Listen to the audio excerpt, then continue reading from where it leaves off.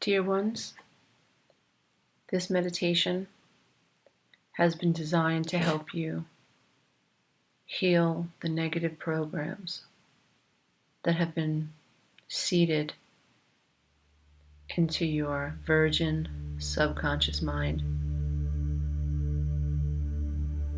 When you were a little one, you were innocent, you were fragile and new. It wasn't your fault that the people around you were mentally ill, were alcoholics, were unkind, were uncruel. It's not your fault. They labeled you, mocked you, minimized you, compared you to others. It's not your fault. Perhaps they blamed you for all of their problems. It's not your fault. They had affairs or were depressed. It's not your fault that their parents were alcoholics, neglectful, cruel, abandoned them. You are not responsible for your parents' pain. You were never responsible for your parents' pain. In this meditation, we will be addressing some of these ideas. And as you get quiet and settle in, your mind will begin to accept these new ideas. The more you listen to these meditations, the quicker you heal. It will take a minimum of 6 weeks of programming or reprogramming the mind before your subconscious mind will begin to accept and also begin running from these new programs and these new ideas. Dear one, find a comfortable place to sit or to lie down. It's quite all right if you drift to sleep during this meditation. Your mind never stops receiving information. So don't worry about attaching to the ideas that you hear. So find that comfortable spot. Close your eyes. Take a deep breath in through your nose. Exhale gently. And again, dear one, breathe in and exhale.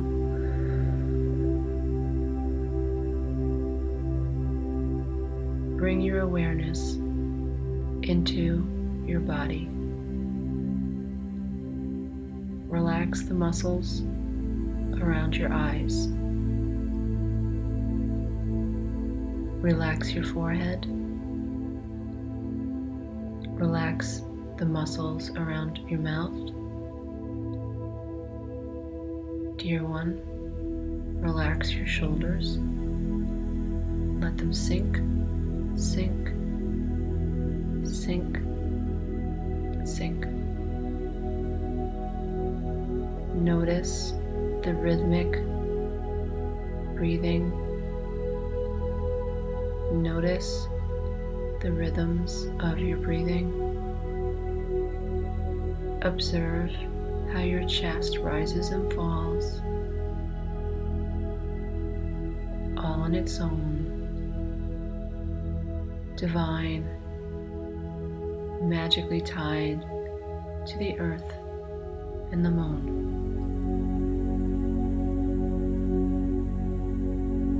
Notice how your heart beats of its own will, of its own intelligence.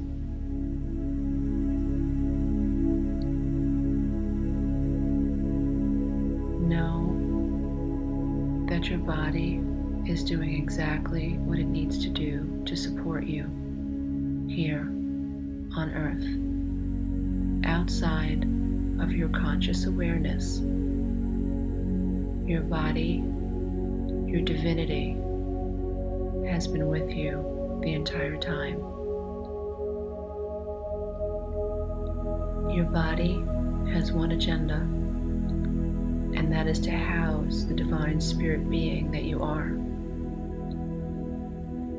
until you awaken to the reality of your true self.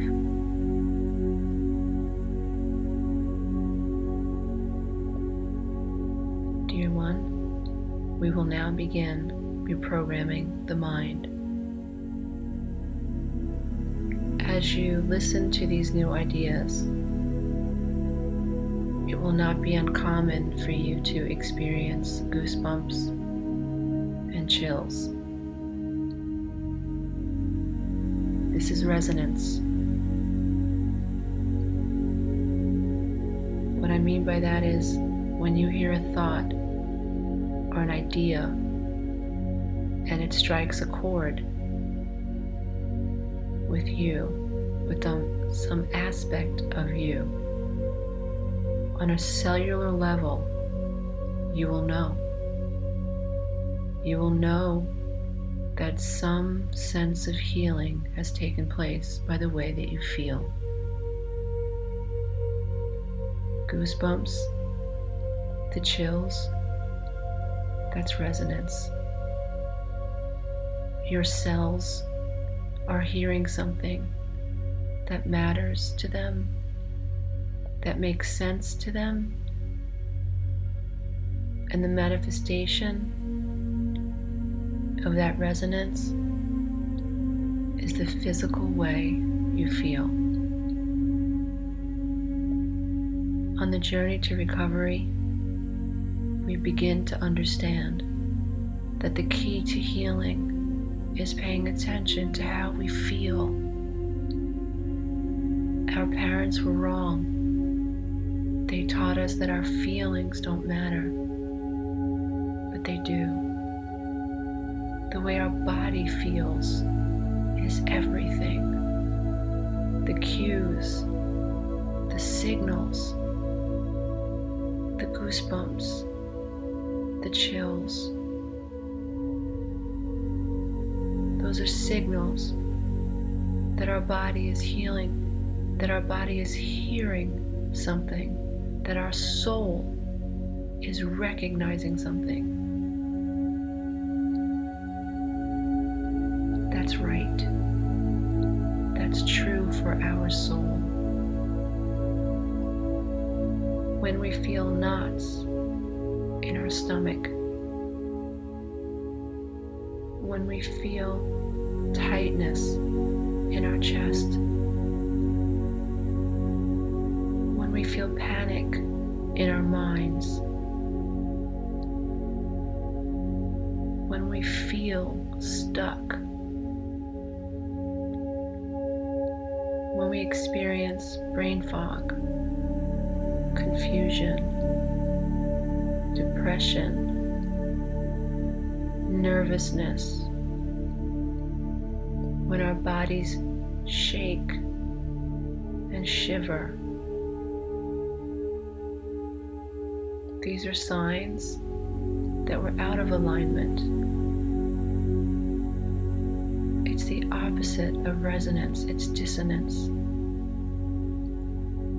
Our spirit, our innate self, is not hearing or receiving information that is in alignment with its greater purpose. And all those pangs in our stomach and all that confusion were signals They were signs that something was wrong. We weren't crazy when we were children. Our little bellies, our tears, and our terror made sense.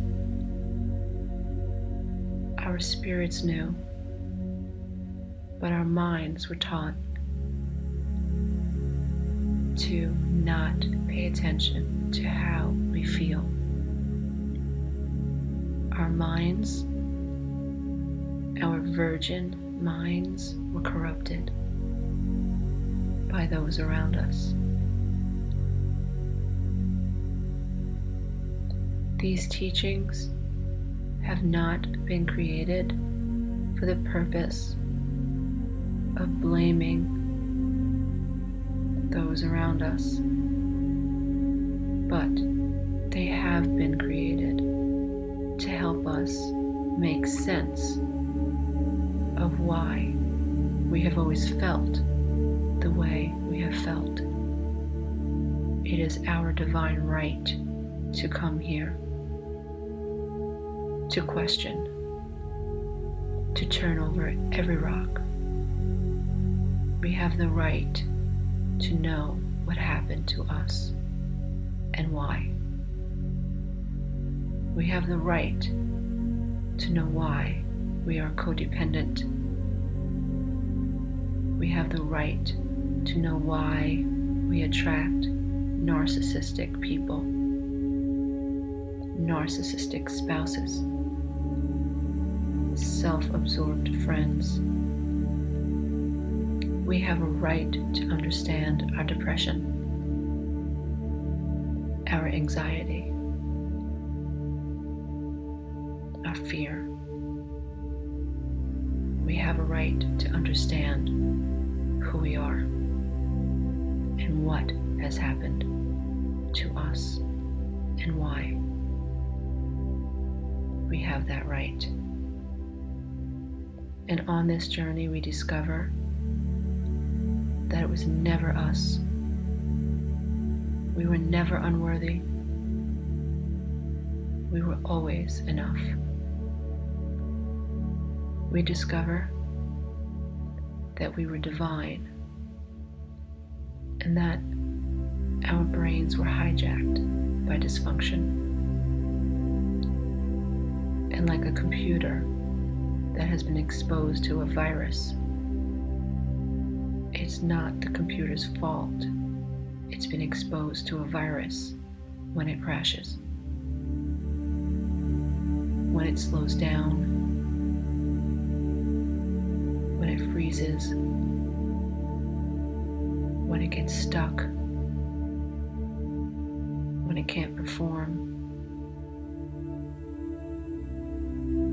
It's not our fault that we feel stuck, can't perform, can't do what we need to do, or do what we want to do. It's not our fault that we've been infected with a virus that has hijacked our subconscious mind, that has us defaulting to negative programming in spite of how hard we try to do better, to think better. Our conscious mind is powerless to the subconscious mind until we learn to respect the programming and begin to understand that by using the conscious mind and the higher conscious mind to respect the subconscious mind and to learn that the way to truly heal is to reprogram what has been. And just like going through a cluttered sock drawer. These meditations are designed to help you declutter the subconscious mind. They are designed to slow your conscious mind down. They are designed to create clearer pathways to your true divine self. Dear one, your spirit is listening. Your spirit can hear you. Your spirit can hear these words. And through the calmness of mind, through calming the mind, the mental chatter, the higher self has the ability to help you organize a new way of thought. When the mind begins to understand what's wrong, it has the ability to think different thoughts. But what's wrong needs to be objectified.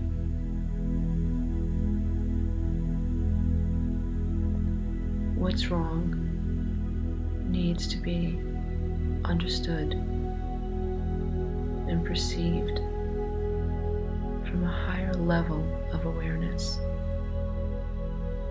These meditations are designed to increase your level of awareness.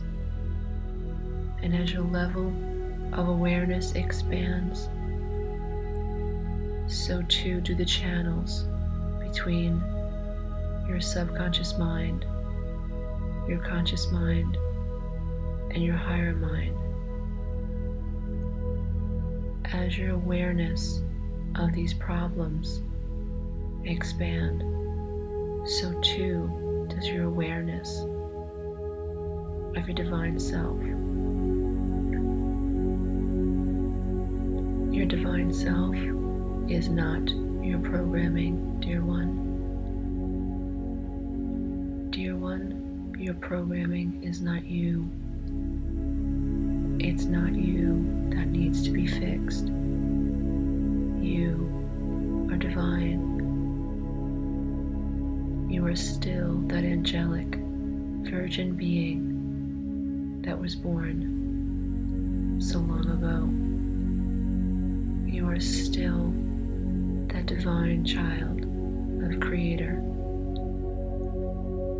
You are still that innocent being, regardless of what has been, and I mean regardless of what you have done, what you have thought, and what you have ever done or ever thought up until now. You are still that innocent, virgin, holy, divine being. The only thing that separates you from merging and integrating with this divine being is the programming. Dear one, it is not your fault that you craved a connection to the beings you loved when you were young and powerless.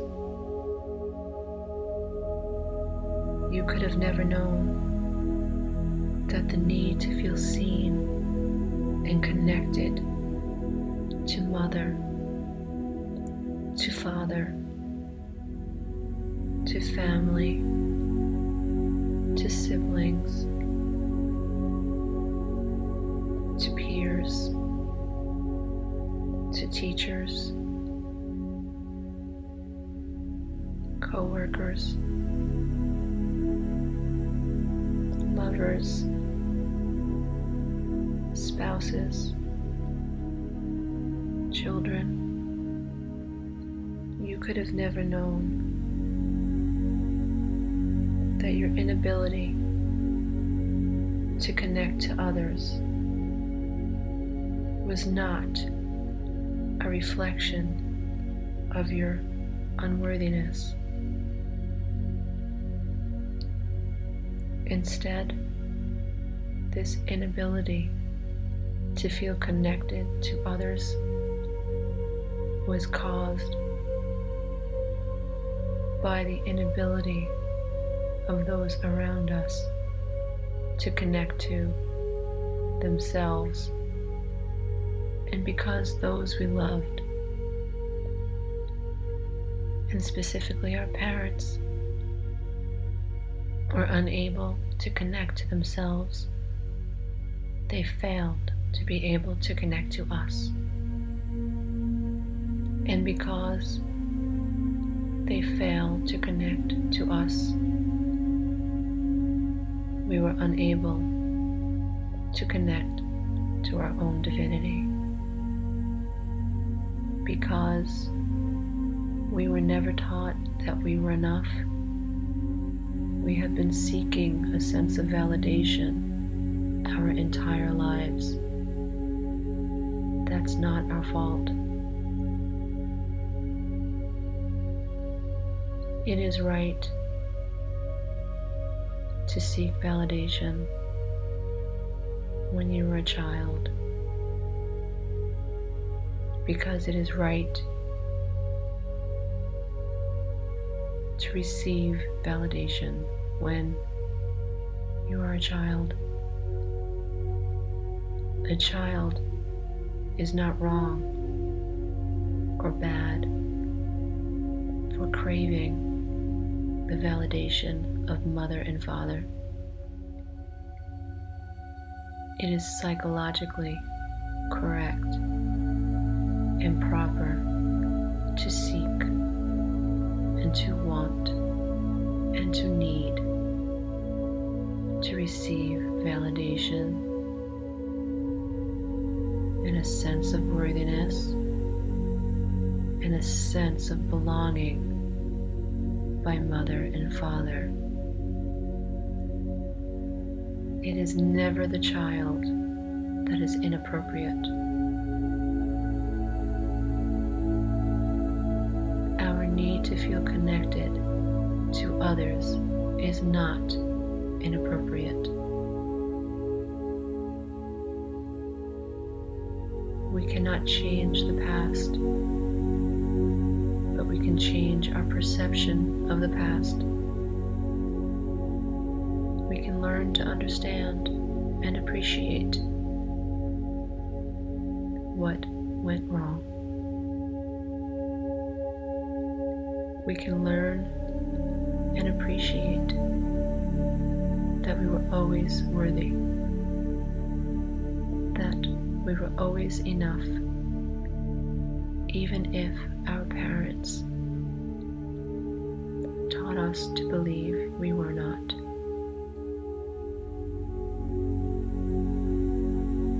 We can learn to believe that in order to heal, we must learn to believe that we are enough. And when we learn to believe that we are enough, we heal. When we learn to believe we are enough, we connect to the divine self. When we learn to believe we are enough, we connect to the divine self. When we learn to believe we are enough, we have found self. When we learn to believe that we are enough, we no longer seek validation from others because we have found the key to feeling validated on an innate level. When we learn to believe we are enough, we no longer crave attention from negative others. When we learn to believe that we are enough, we learn to believe we have nothing to defend. When we learn to believe we are enough, we learn to understand we have nothing to prove. When we learn to believe that we are enough, how other people see us becomes irrelevant. When we learn to believe that we are enough, how other people see us is irrelevant. When we learn to believe that who we are is enough, even when other people treat us like we are not enough, we know that is their perception that is corrupt. We are enough. When we learn to believe that we are enough, we integrate, we soften. Our anxiety begins to wane. When we learn to believe we are enough, we begin to feel light in our bodies. When we learn to believe that we are enough, we begin to see the world in a whole new way. When we begin to believe that we are enough, anger begins to melt like butter on a hot stove. When we learn to believe that we are enough, we no longer care what others think of us. We are transparent. We are real. We say what we mean. We mean what we say. When we know we are enough, we fall in love with the divine self. We feel connected to the spirit world, to the ethereal world, to the quantum world. When we learn to believe that we are enough, we understand that for so long we were asleep. When we learn to believe that we are enough, life begins to manifest abundance. When we learn to love the self, we experience harmony within the self, within the mind, within the body, within every cell of our being. When we learn to love the self, we begin to experience harmony outside of the self. When we learn to see the self, appreciate the self, have compassion for the innocent, virgin being that was brainwashed so long ago, it is then we begin to see others as they truly are. When we learn to believe that we are enough, we connect to the divine self, and we know in every ounce of our being that we are enough. You are enough. I am enough. I was always enough. I am enough. I am enough. I was always enough. I will always be enough. I am enough. I am good enough. I am good. I was always good.